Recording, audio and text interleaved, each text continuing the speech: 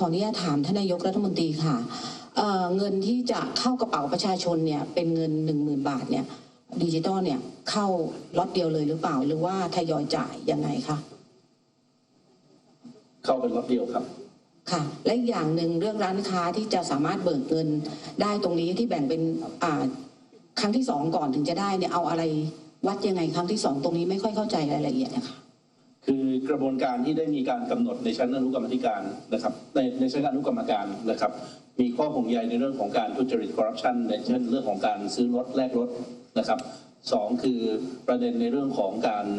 สร้างตัวคูณทางเศรษฐกิจ multiplier ว่าจะมีเพียงพอหรือไม่นะครับซึ่งหลังจากได้พิจารณาอย่างละเอียดนะครับทางฝ่ายเลขาได้นำเสนอมาที่ชั้นอนุกรรมการแล้วก็ส่งเข้าทางที่ประชุมชุดใหญ่ในวันนี้นะครับเพื่อโดยเสนอให้กลไกการใช้จ่ายเงินดิจิทัลต้องใช้2 รอบเป็นอย่างต่ำเพื่อให้เกิดตัวคูณทางเศรษฐกิจอย่างที่เหมาะสมเกิดการกระตุ้นเศรษฐกิจอย่างที่เป็นไปตามวัตถุประสงค์ของโครงการรอบแรกประชาชนใช้กับร้านค้าขนาดเล็กนะครับจะเป็นร้านหน้าบ้านจะเป็นร้านก๋วยเตี๋ยวเป็นต้นนะครับใช้แล้วเนี่ยร้านค้านั้นเนี่ยก็นำไปซื้อสินค้าทุนกับร้านค้าอื่นๆต่อไปอีก1 ทอดจึงจะขึ้นเงินได้นะครับเข้าใจแล้วนะครับอีกประเด็นหนึ่งอาจจะมองในแง่ขององค์ประกอบของการประชุมของบอร์ดชุดใหญ่ที่ดูเหมือนว่า2 ครั้งติดกันเนี่ยผู้ว่าทบทเนี่ยไม่ได้มาร่วมประชุมด้วยตรงนี้เนี่ยมันจะทำให้เป็นปัจจัยหรือการตั้งคำถามอะไรตามมาไหมคะแม้ว่าจะมีตัวแทนมาก็ตามเถอะไม่น่าเป็นประเด็นอะไรครับเพราะมีการส่งตัวแทนมาซึ่งก็เป็นไปตามกฎหมายถูกต้องทุกประการนะครับส่วนถามถึงว่าคนไหน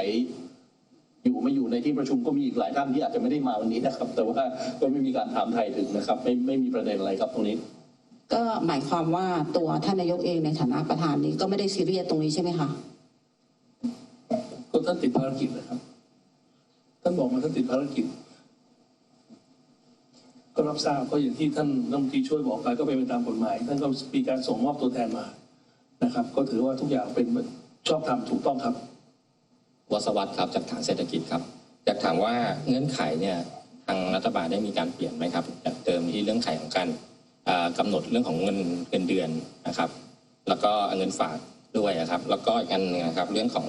คนที่เคยเข้าลงโครงการ EDC ไปแล้วเนี่ยจะยังเข้าได้ไหมครับพอได้ครับไม่คนละโครงการเลยครับ EDC เป็นการกระตุ้นการใช้จ่ายในช่วงต้นปีระยะสั้นเท่านั้นโครงการนั้นปิดไปแล้วครับก็ไม่ได้เกี่ยวเนื่องกันกับโครงการเติมเงิน 10,000 บาทส่วนที่2ที่ถามเนี่ยเหมือนเดิมนะครับที่เปลี่ยนจาก 70,000 บาทต่อเดือนเป็น 840,000 บาทต่อปีเนี่ยเพื่อให้มันสอดคล้องกับกระบวนการของทางกรมสรรพากรเท่านั้นนะครับตัวเลขเดิมครับ 70,000 คูณ 12 ก็ 840,000 นะครับไม่มีการเปลี่ยนแปลงครับนักครินทร์จากกรุงเทพธุรกิจนะครับที่บอกว่าโครงการดิจิตอลวอลเล็ตเนี่ยจะช่วย GDP ประมาณ 1.2 ถึง 1.6% นะครับอันนี้จะมีผลในปี 2567 เท่าไหร่และปี 2568 เท่าไหร่เพราะว่าโครงการนี้6 เดือนนะครับโครงการมัน Impact จริงๆเงินออกเนี่ยมันก็ไตรมาส 4แล้วครับผลกระทบมันคงตกอยู่ในปี 2568 เป็นหลักครับพอมีโครงการนี้เนี่ยจะช่วยให้เศรษฐกิจในปีหน้านะครับคือปีนี้เนี่ยมีมาตรการกระตุ้นอสังหาครับแล้วปีหน้าเนี่ยดิจิตอลวอลเล็ตเนี่ยจะช่วยทำให้ GDP นั้นโตไปใกล้เป้าของรัฐบาลที่ 5% ไหมครับแน่นอนครับแล้วก็ยืนยันอีกอย่างหนึ่งว่าไม่ว่าจะเป็นมาตรการกระตุ้นเศรษฐกิจผ่านอสังหาริมทรัพย์หรือว่าเป็นโครงการเติมเงิน 10,000 บาทผ่านดิจิตอลวอลเล็ตเป็นเพียงแค่2ในหลายๆโครงการกระตุ้นเศรษฐกิจที่รัฐบาลจะออกนะครับในระหว่างปีต่อไปเราก็คงจะมีโครงการอื่นๆเพื่อที่จะสร้างกำลังซื้อสร้างการจับจ่ายใช้สอยกระตุ้นให้เกิดเศรษฐกิจเกิดการหมุนเวียนต่อไปอีกครับผมปิยะจากฐานดิจิตอลครับอยากจะให้ช่วยขยายความให้หน่อยว่าร้านค้าขนาดเล็กเนี่ยเซเว่นกับแมคโครเนี่ยถือเป็นร้านค้าขนาดเล็กไหมครับรายละเอียดนี้เนี่ยสุดท้ายคงต้องมีการ finalize กันอีกรอบหนึ่งแต่ในเบื้องต้นเลยนะครับร้านสะดวกซื้อลงมาคือร้านค้าขนาดเล็กนะครับแมคโครหรือว่าเป็นห้างสรรพสินค้าแน่นอนว่าไม่รวมครับผมขออนุญาตขยายความเรื่องของตัวร้านค้านะครับร้านค้าเนี่ยเหตุผลก่อนเหตุผลที่เราเลือกร้านค้าขนาดเล็กเพื่อต้องการให้เงินกระจายอยู่ในพื้นที่กระจายอยู่ในชุมชนนะครับและต้องการให้เกิดการหมุนในระบบเศรษฐกิจมากที่สุด นะครับในส่วนของร้านที่ไม่สามารถใช้ได้ในรอบแรกนะครับเราก็จะไม่รวมห้างสรรพสินค้าไม่รวมห้างค้าปลีกและค้าส่งขนาดใหญ่นะครับก็จะรวมตั้งแต่ร้านปลีกทุกประเภทและร้านสะดวกซื้อทั้งแบบ standalone และแบบที่ตั้งอยู่ในสถานบริการน้ำมันลงมานะครับนั่นเพื่อเป็นการกระตุ้นเศรษฐกิจก็ที่จะยกเว้นก็คือยกเว้นห้างค้าส่งขนาดใหญ่ห้างค้าปลีกขนาดใหญ่ซุปเปอร์มาร์เก็ตและห้างสรรพสินค้าขอท่านสุดท้ายแล้วนะครับเชิญเลยครับเรียนถามไอ้มาตรา 28 แห่งพรบวินัยการคลังกรอบเดิมเป็น 32 แล้วใช้ไป 31.79 คณะกรรมการวินัยการคลังขยายขึ้นไปแล้วใช่ไหมฮะรอบล่าสุดเนี่ยต้องขยายอีกไหม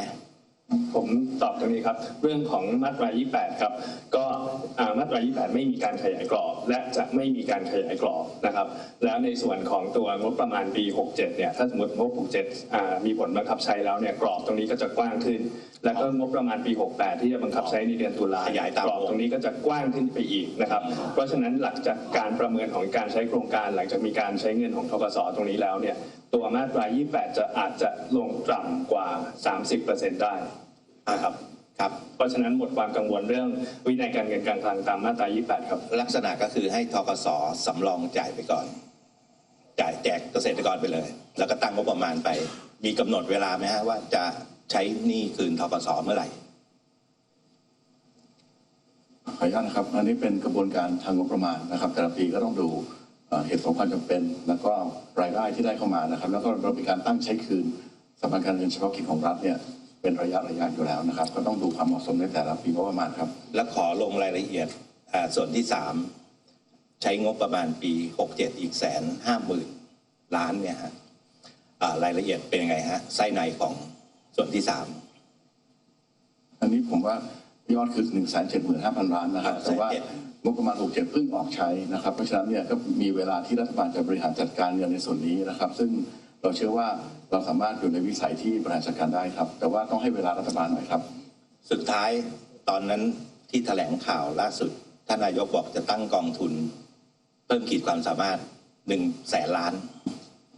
ยังคงเดิมไหมฮะแล้วจะเอางบตรงไหนมาใส่กลายเป็นงบประมาณปี 2567 มีการเติมเงินเข้าไปในกองทุนเพิ่มขีดความสามารถในการแข่งขันอยู่แล้วครับในปีถัดไปในช่วงระยะเวลา3 ปีข้างหน้าที่จะเป็นรัฐบาลก็ยังจะมีการเติมเข้าไปในกองทุนเพิ่มขีดเพราะกองทุนนี้เป็นหัวใจสำคัญในการปรับโครงสร้างทางเศรษฐกิจรวมถึงความสามารถในการแข่งขันของประเทศเพื่อที่จะรองรับเศรษฐกิจที่มันเปลี่ยนไปไม่ว่าจะเป็นธุรกิจประเภทรถ EV หรือว่าพวกเซมิคอนดักเตอร์ต่างๆนะครับได้ดำเนินการแล้วในปี 67 ส่วนหนึ่งและจะทยอยเพิ่มเติมเข้าไปในกองทุนต่างๆอีกในปีถัดๆไปครับขอบคุณนะครับก็ยืนยันนะครับว่าไม่ได้ไปบั่นทอนเรื่องลดขีดความสามารถในการแข่งขันของประเทศนะครับตรงนี้เงินตรงนี้ยังมี available อยู่ขอบคุณมากครับมาร่วมสนับสนุน Top News นำเสนอความจริงได้แล้ววันนี้